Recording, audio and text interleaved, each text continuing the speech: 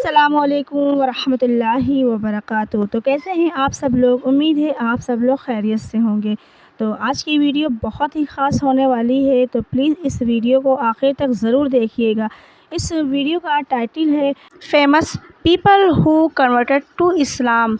वो बड़े बड़े मशहूर सेलिब्रिटीज़ जो अपने धर्म छोड़कर इस्लाम धर्म को अपनाते हैं, तो क्या इनकी सच्चाई है और ये ऐसा क्यों करते हैं, इस वीडियो में यही सब दिखाया जाएगा। तो देखते हैं कि जो बड़े बड़े कलाकार होते हैं, जो बड़े बड़े लोग होते हैं, वो मज़हब को क्यों अपनाते हैं। तो चलिए इस वीडियो को देखते हैं और लाइक करें और मेरे चैनल को सब्सक्राइब करें। दोस्तों, क्या आप जानते हैं कि इंडिया की सबसे ब्लॉकबस्टर मूवी KGF के सबसे खतरनाक विलेन गरौड़ा हिंदू मजहब से मस्जिद तक कैसे पहुंच गए, और क्या हुआ जब एक ख्वाब देखकर चर्च के पादरी ने अपने समेत 10,000 लोगों को कलमा पढ़कर मुसलमान कर दिया। प्लस किस तरह मुसलमानों को दहशतगर्द समझने वाला एक हिंदू लड़का खुद कलमा पढ़कर मुसलमान हो गया था। आज की इस वीडियो में मैं आपको कुफर छोड़कर इस्लाम कबूल करने वाले दुनिया के सबसे लकी लोगों के बारे में बताने जा रहा हूं। तो शुरू करते हैं अपना काउंटडाउन। रिचमंड। दोस्तों, ये जो शख्स आप देख रहे हैं, इनका नाम रिचमंड है और ये साउथ अफ्रीका में रहने वाले एक चर्च के पादरी थे। 15 साल पहले ये एक चर्च के प्रीस्ट बने, जहां ये 10,000 ईसाइयों को क्रिश्चियनिटी की तालीम देते थे। लेकिन 2023 में इनके साथ एक ऐसा वाकया पेश आया जिसने इनकी पूरी जिंदगी को बदल कर रख दिया। एक दिन ये अपने रूम में सो रहे थे कि इन्होंने ख्वाब में एक अजीब सी आवाज सुनी। इसमें इन्हें कहा जा रहा था कि अपने तमाम स्टूडेंट से कहें कि वो सफेद कपड़े पहन लें। जब इनकी आंख खुली तो इन्होंने सोचा कि सफेद कपड़े तो आम तौर पर मुसलमान ही पहना करते हैं, लेकिन इन्होंने कोई रिएक्शन नहीं दिया और इसे ख्वाब समझकर छोड़ दिया। लेकिन अगली रात इन्होंने फिर से वही ख्वाब देखा और यही इल्फाज सुने। हैरानगी की बात यह है कि तीसरे दिन इन्हें फिर से वही ख्वाब आया, जिसमें इस आवाज में काफी ज्यादा गुस्सा भी लग रहा था, जैसे ये आवाज इन्हें ऐसा करने के लिए फोर्स कर रही है। जब ये ख्वाब से बेदार हुए तो इनके दिल पर एक अजीब सी कैफियत तारी हो गई। इन्होंने अपने सारे शागिर्दों को इकट्ठा कर लिया और इनसे कहा कि वो सब कल सफेद कपड़े पहनकर चर्च आएं।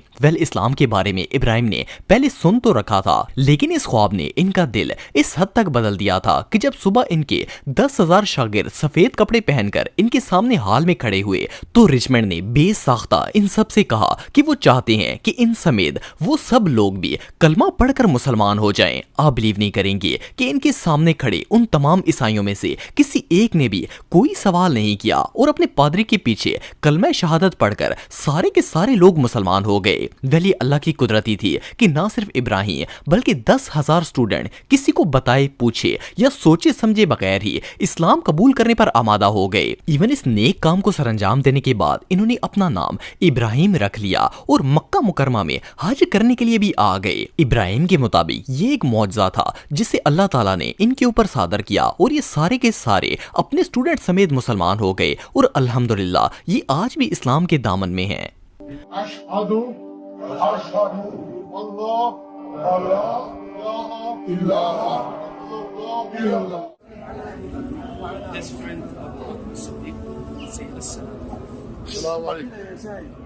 This is the truth.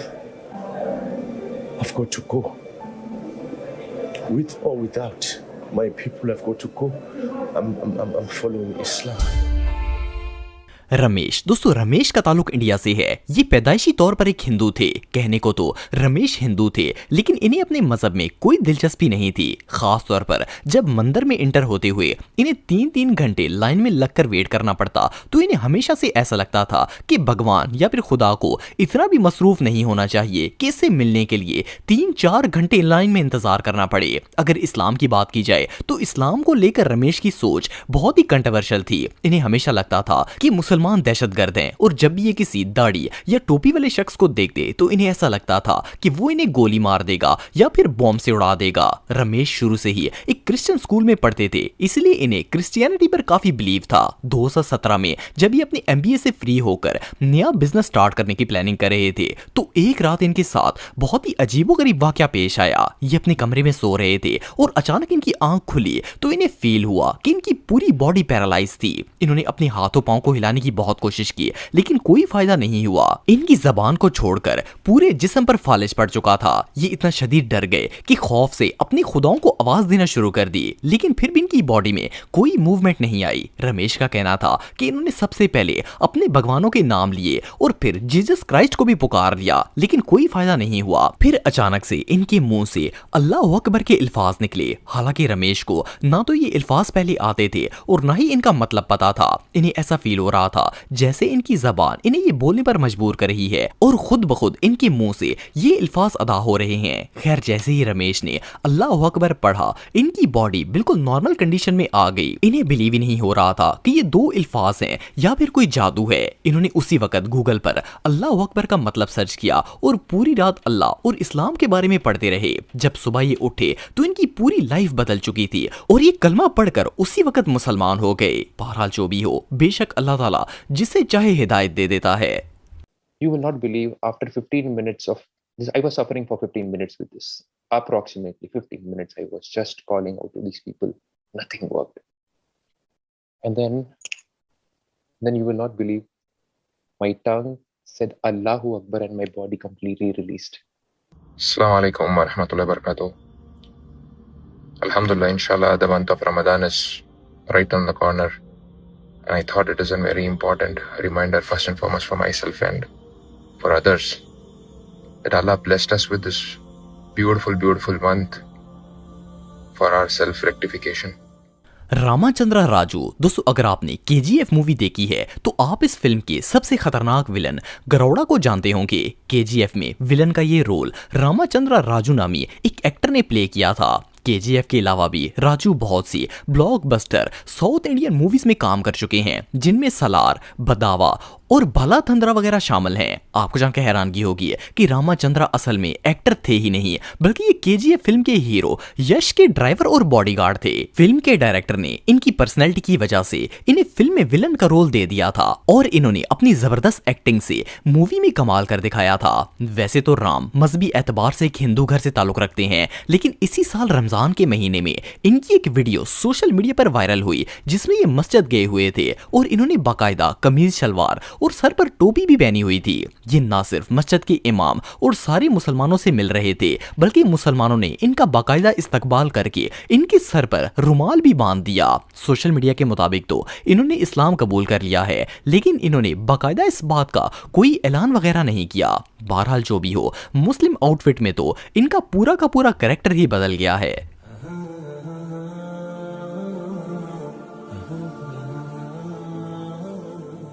यूशा एवेंस। दोस्तों, यूशा का ताल्लुक साउथ कैरोलिना से है और मजहबी एतबार से ये क्रिश्चियन थे। यूशा की फैमिली बचपन से ही बहुत ही रिलीजियस थी और ये खुद भी माज़अल्लाह हजरत ईसा के खुदा होने पर यकीन रखते थे। जब ये 10 साल के हुए तो इन्होंने घर छोड़ दिया और एक चर्च ज्वाइन कर लिया। ये सारा दिन चर्च में रहते और पादरियों से ईसाइयत की तालीम लेते, लेकिन ईसाइयत के इतने नजदीक होने के बावजूद भी इन्हें कभी खुशी या सुकून महसूस नहीं हुआ था। फिर एक दिन इन्होंने बाइबल का गहराई से मुतालिया करना शुरू किया। यूशा का कहना था कि जैसे जैसे ये बाइबल पढ़ते गए, इन्हें रियलाइज हुआ कि ये किताब खुदा ने नहीं लिखी बल्कि किसी इंसान ने लिखी है। इसमें इतनी आउट ऑफ सेंस बातें लिखी हुई थी कि वो बाइबल को जुड़लाने पर मजबूर हो गए। एक जगह बाइबल कहती थी कि खुदा एक है और दूसरी जगह लिखा था कि हजरत ईसा खुदा हैं और रूहुल कदूस तीनों ही खुदा हैं। इस चीज ने यूशा को इतना डिस्टर्ब किया कि इन्होंने बाइबल पढ़ना ही छोड़ दी।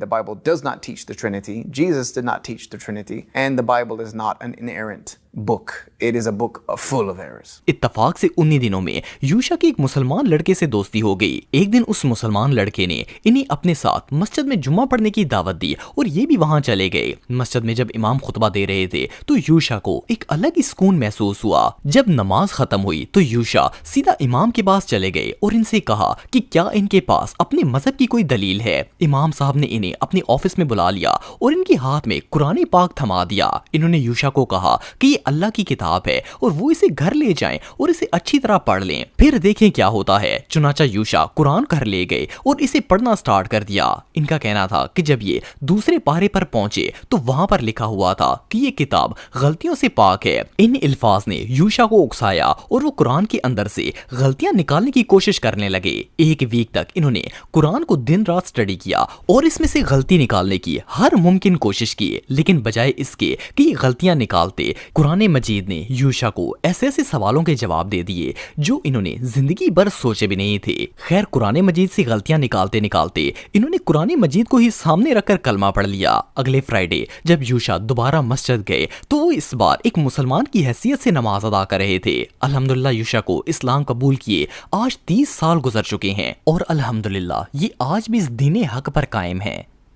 Allah gives anything He wants. He is Al-Ghani. He can give you without thought, without taking anything from His dominion. I accepted Islam when I was 18 years old. And ever since then, I've always tried to make it my goal to help as many people as I can understand the religion of Islam. तो I hope आज की video आप लोगों को पसंद आई होगी कि क्यों लोग इस्लाम धर्म की ओर बढ़ रहे हैं। तो चलिए इस वीडियो को फटाफट लाइक करें, दूसरे तक ज़रूर शेयर करें और अगर मेरे चैनल पर नए हैं तो प्लीज़ मेरे चैनल को ज़रूर सब्सक्राइब करें। इंशाल्लाह फिर मिलते हैं एक नई वीडियो के साथ। जब तक कि अल्लाह हाफिज़।